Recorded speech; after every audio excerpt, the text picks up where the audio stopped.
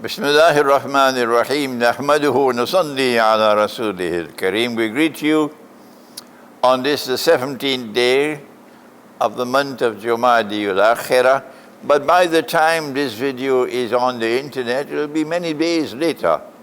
But at this time when I'm recording, on this day, it is the 17th of Jumadil Akhirah here in the island of Trinidad.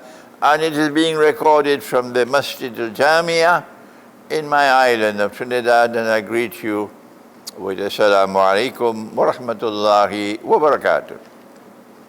And we return to a subject which is of critical importance, and that is our Prophet, Allah's blessings be upon him, was prophesied as only a prophet of Allah could prophesy.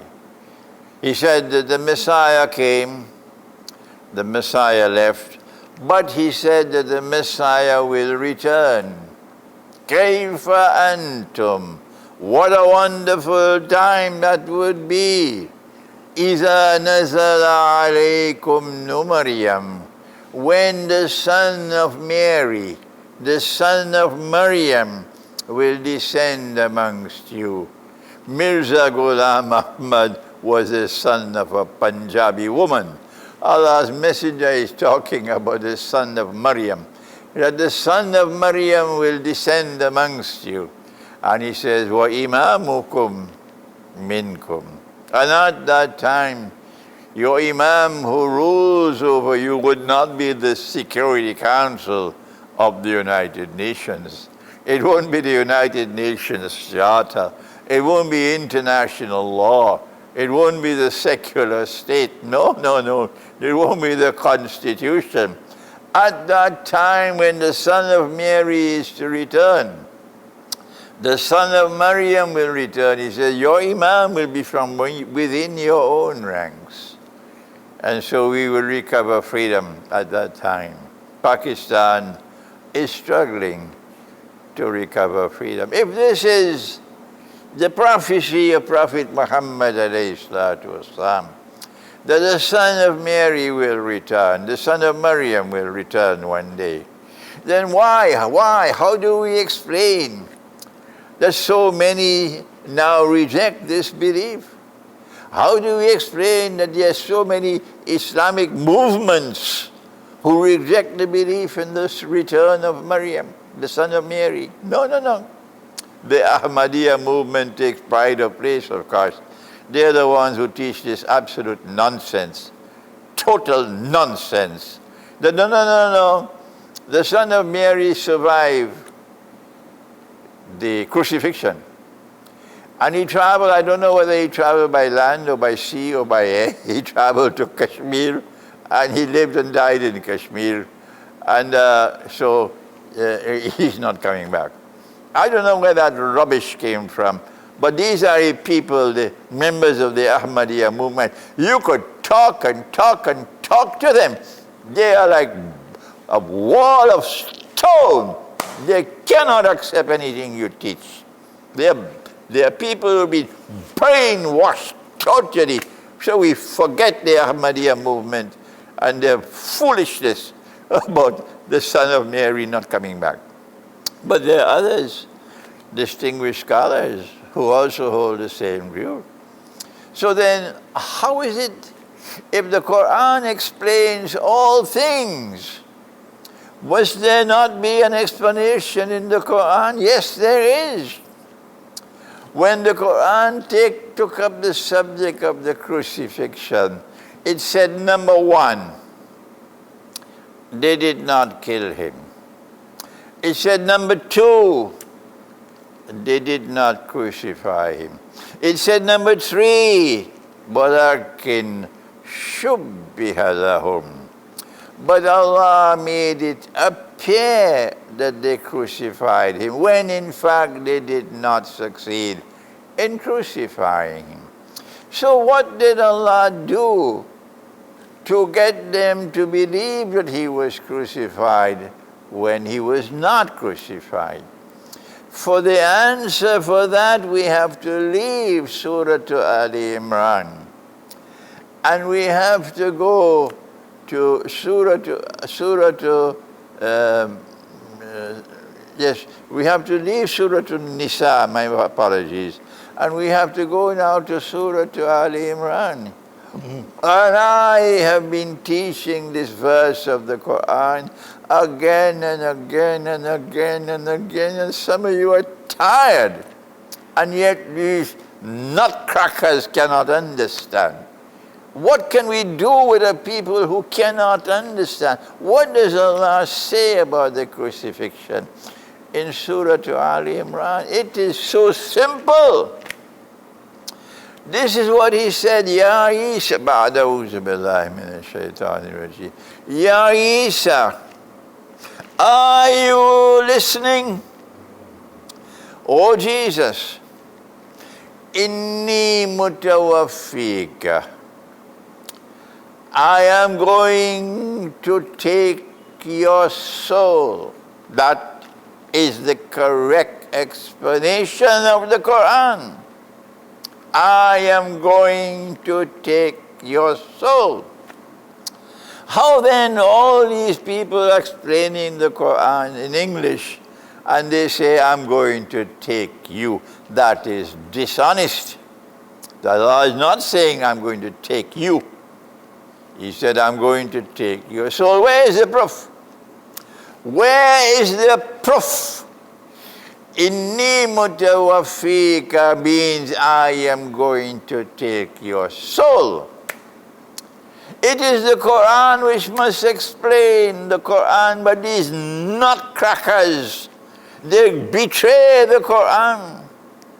They want the Quran to explain what they believe, and they will not submit to truth in the Quran. What does the Quran say about wafat? Go to the Quran, to Surah Zumar, and this is what Allah says about wafat. He says, Allahu yatawaffal anfusam hina mawtiha. That Allah takes the soul at the time of death. Well, if he took the soul of Jesus, did he die? Because he says, I take the soul at the time of death. But the verse goes on to say something more. وَالَّتِي لَمْ تَمُتْ. But there are those whose souls I take, but most certainly they don't die. فِي مَنَامِهَا. I take their souls when they are sleeping. Let us return to an accurate explanation of the verse, repeating it for these nutcrackers who will not listen, will not listen. It is so frustrating. Allahu yatawaffal anfusa hina mawtiha. Allah takes the soul at the time of maut or death. وَالَّتِي لَمْ تَمُتْ فِي مَنَامِهَا. But there are those whose souls are taken while they are asleep, and they most certainly do not experience death or maut. How come? فَيُمْسِكُ الَّتِي قَضَى عَلَيْهَا الْمَوْتِ. For those for whom death is written, Allah keeps the soul. But what about the rest? What about the rest? وَيُرْسِلُ الْأُخْرَى إِلَى أَجَلٍ مُسَمَّى. But the rest he sends back the soul at the time of death. Sends back the soul for a determined period of time. So if Allah took the soul of Jesus, Nabi Isa alayhi salam, if he took the soul, and if he said, no, they did not kill him, they did not crucify him, then you need only $2 worth of common sense to understand. He took the soul, and then he returned it. He took the soul, and then he returned it. When did he return it? When no one was looking, because he wanted them to believe that he was crucified. So when no one was looking, he returned the soul to the body, And then Allah continues, وَرَفِيُّكَ إِلَيَّ, and I'm going to raise you unto myself. So after the soul was returned to the body, only then did Allah raise him unto himself. But there are some people, they simply stop thinking. They simply stop thinking. And you can't get them to think.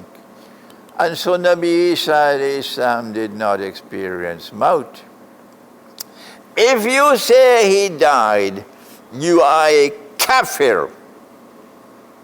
Because Allah says, no, he did not die. They did not kill him. If you say that Jesus died despite having studied the Quran, and you say he died, he's not coming back, you're a kafir. And you're going into the hellfire because you're disputing the Quran. The Quran is plain and clear. Allah took his soul. And if Allah took his soul, there are only two things that could happen. Either he keeps the soul or he returns it, but he did not keep the soul because he didn't die. So he had to return it. All you need is a little bit of common sense. That's all, that's all, that's all. A little bit of common sense. Allah sent the Quran to people who think, and if you refuse to think, you are the worst people in the sky, underneath the sky. Inna sharra dawabi inda Allahi summul bukmul lathina la yaqilun. The worst creatures in the sight of Allah are those who do not think. It is so frustrating. In my old age, it was so frustrating. Allah is teaching us in the Quran as plain and clear as daylight that Nabi Isa alayhi salam never experienced maut, never died. And since every soul must taste that, kullu nafsin za'iqatul maut, it is as plain as daylight from the Quran that he has to return and he will die like everybody else. Yes. May Allah open the eyes of those who refuse to accept what is plain and clear in the Quran before it is too late. Thank you. Wassalamu alaikum wa rahmatullah.